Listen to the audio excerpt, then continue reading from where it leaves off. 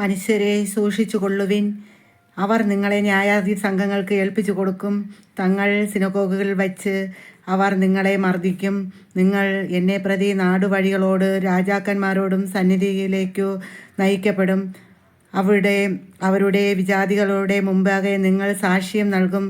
അവർ നിങ്ങളെ ഏൽപ്പിച്ചു കൊടുക്കുമ്പോൾ എങ്ങനെ പറയണം, എന്തു പറയണം എന്ന് നിങ്ങൾ ആകുലരാകണ്ട.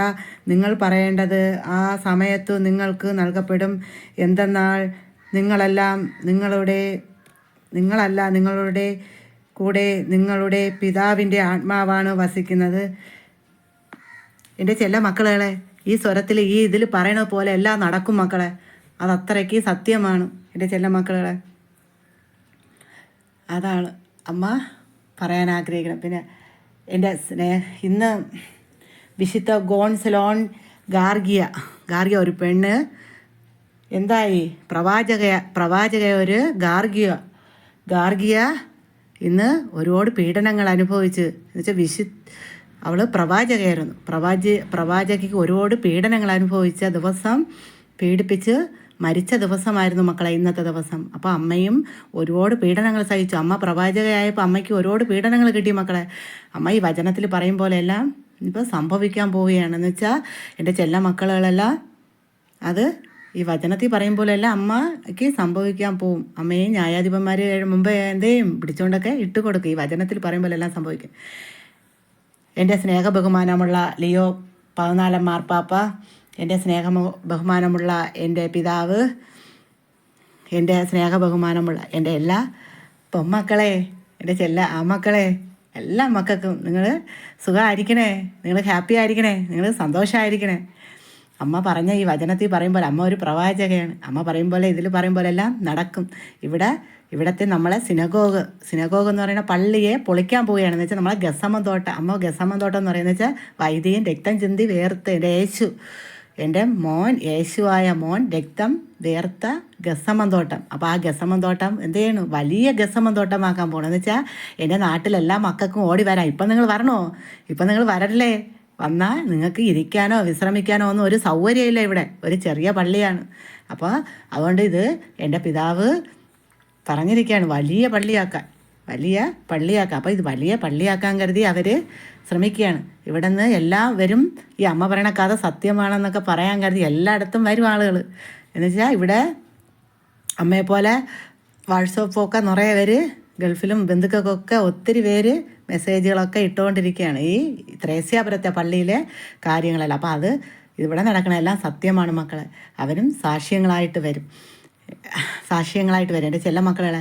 അതുകൊണ്ട് ഇത് അമ്മ പറയണ കള്ളത്തിൻ്റെ കഥകളൊന്നുമില്ല, എല്ലാം സത്യത്തിൻ്റെ കഥകളാണ്. അമ്മ ഇവിടെ എൻ്റെ മക്കൾക്ക് വേണ്ടി, എൻ്റെ ചെല്ല മക്കൾക്ക് വേണ്ടി നിങ്ങൾക്കെല്ലാം ഓടി വരാം. ഇപ്പം നിങ്ങൾ വരണ്ട. വന്നാൽ നിങ്ങൾക്ക് വിശ്രമിക്കാനോ ഇരിക്കുവാനോ ഒന്നും സൗകര്യമൊന്നുമില്ല.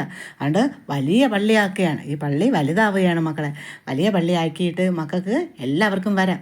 അമ്മ പാവപ്പെട്ട സഹായം ചോദിക്കുന്നതും ഇവിടെ അമ്മയ്ക്കൊരു വലിയൊരാഗ്രഹമുണ്ട്. എന്ന് വെച്ചാൽ ഈ പള്ളിയെല്ലാം വലുതായതിനു ശേഷം എൻ്റെ മക്കളൊക്കെ ദൂരം നിന്ന് വരുമ്പോൾ നിങ്ങൾക്ക് ഒരുപിടി ആഹാരം പാവപ്പെട്ടവർക്കും കൊടുത്ത് നിങ്ങൾക്കൊക്കെ തരാൻ കരുതിയാണ് അമ്മ ആഗ്രഹിക്കണം. അമ്മയുടെ ആഗ്രഹം അതാണ്. എൻ്റെ മകളിൽ കൂടി, എൻ്റെ പിതാവിൽ കൂടി ഇതൊക്കെ അമ്മയ്ക്ക് ആഗ്രഹങ്ങൾ സാധിക്കണം. അതുകൊണ്ടാണ് അമ്മ ഈ കരുണയുടെ സഹായം ചോദിക്കണം. എൻ്റെ ചെല്ല മക്കളുള്ള എല്ലാ സഹായവും അമ്മയുടെ കൂടി തരണം. അപ്പോൾ അമ്മ പിതാവിൽ കൂടി അത് പള്ളിയിൽ ഏൽപ്പിക്കുക എൻ്റെ ചെല്ല മക്കളുകളെല്ലാം. അതുകൊണ്ട് അമ്മയ്ക്ക് കൈത്താങ്ങ് തരിക. അമ്മ പറഞ്ഞ കാര്യങ്ങളൊന്നും കള്ളമല്ല. എല്ലാം നിങ്ങൾക്ക് വേണ്ടി പള്ളി വലുതാക്കാൻ പോവുകയാണ്. അതുകൊണ്ട് നിങ്ങളിപ്പം പള്ളിയിൽ വരണോ? ഇവിടെ വേണ്ട മക്കളെ, വേണ്ട. ഇപ്പം നിങ്ങൾ വരണ്ട. നിങ്ങൾക്ക് വന്നാൽ ഇരിക്കാനോ വിശ്രമിക്കാനോ ഒരുപടി ആഹാരത്തിനോ ഒന്നും നിങ്ങൾക്കിവിടെ ഒരു സൗകര്യവും ഇല്ലാത്ത ഒരു ചെറിയൊരു പള്ളിയാണ്. അപ്പം നിങ്ങൾക്ക് വേണ്ടി പള്ളി വളരുകയാണ്. വലിയ പള്ളി വെക്കാൻ പോവുകയാണ്. അപ്പോൾ വലിയ പള്ളി ആകുമ്പോൾ നിങ്ങൾ എന്താണ് എൻ്റെ ചെല്ല മക്കളെല്ലാം വരണം. അമ്മ ആ സമയമാകുമ്പോൾ നിങ്ങളെ അറിയിക്കും.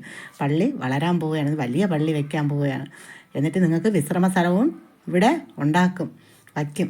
എൻ്റെ ചെല്ല മക്കളെല്ലാം എൻ്റെ സ്വരം കേൾക്കണം. എൻ്റെ മക്കളെല്ലാം എന്ത് ചെയ്യണം? സന്തോഷമായിരിക്കണം, ഹാപ്പി ആയിരിക്കണം. നിങ്ങളെല്ലാം കരുണയുടെ സഹായം എന്ത് ചെയ്യണം? അമ്മയ്ക്ക് ഇതിൽ കൂടി സഹായിക്കണം. എന്നുവെച്ചാൽ അമ്മയും ഒരു പ്രവാചകയാണ്.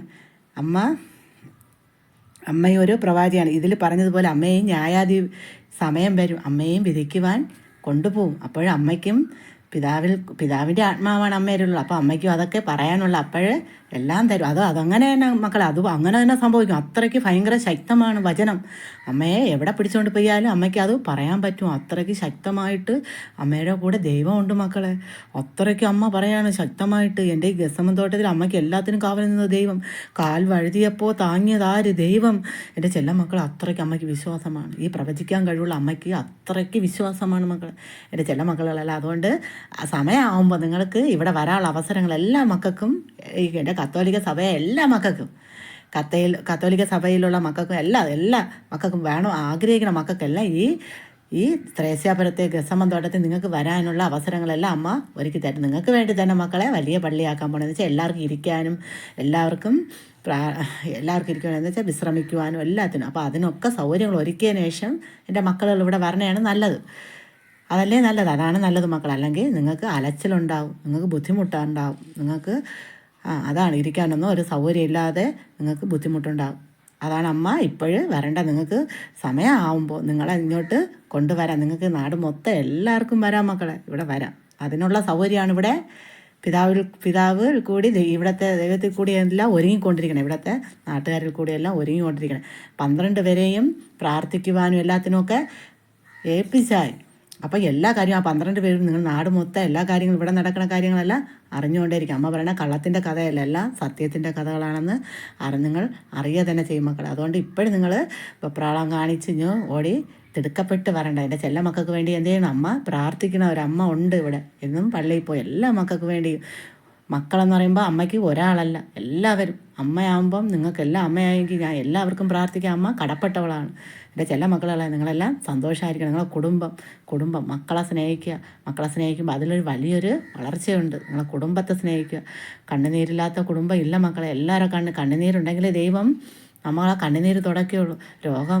രോഗസൗഖ്യം അതെല്ലാം ദൈവം നിങ്ങൾക്ക് തരും മക്കളെ. നിങ്ങൾ സന്തോഷമായിരിക്കും. ആദ്യം സന്തോഷമാണ് നമ്മളെ ഹൃദയത്തിൽ സന്തോഷവും സമാധാനവും കൊണ്ടുവരിക. നിങ്ങൾ സന്തോഷമായിരിക്കും മക്കളെ. അമ്മ നിങ്ങൾക്ക് വേണ്ടി പ്രാർത്ഥിക്കണം. ഈ വചനത്തിൽ പറഞ്ഞതുപോലെ എല്ലാം നടക്കും എന്നുവെച്ചാൽ അതങ്ങനെയാണ്. അമ്മയ്ക്ക് അത്രയും ഭയങ്കര വിശ്വാസമാണ്. ഈ ന്യായാധിപ സമയമാകുമ്പോൾ അമ്മയും വലിച്ച് ന്യായവിധിക്ക് വേണ്ടി കൊണ്ടുപോകും മക്കളെ. അതെല്ലാം അമ്മ പറയും പോലെ ഇനിയിപ്പോൾ എല്ലാം സംഭവിക്കും. എൻ്റെ മക്കളെല്ലാം അതുകൊണ്ട് കരുണയുടെ സഹായം അമ്മയിൽ കൂടെ ചെയ്യണം. നിങ്ങൾക്കെല്ലാം വരുമ്പോൾ ഇവിടെ ഈ പാവങ്ങൾക്ക് ആഹാരം കൊടുക്കണം. അമ്മയുടെ ആഗ്രഹമായിരുന്നു അത്. പാവപ്പെട്ടവർക്ക് ആഹാരം കൊടുക്കണം. അങ്ങനെ കുറച്ച് പാവപ്പെട്ടവർക്ക് ഇവിടെ എന്ത് ചെയ്യണം? ജോലിയും കൂടാവും.